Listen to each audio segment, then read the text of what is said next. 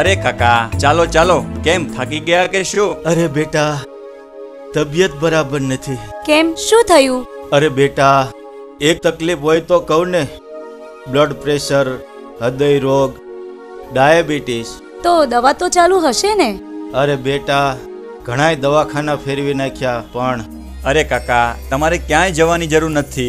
એકવાર આરોગ્યમ હોસ્પિટલમાં જઈ ડોક્ટર કિશોરભાઈ વિરડિયાને મળો. Arogyam hospital and cardio diabetes centre, doctor Kishorbhai Viradiya.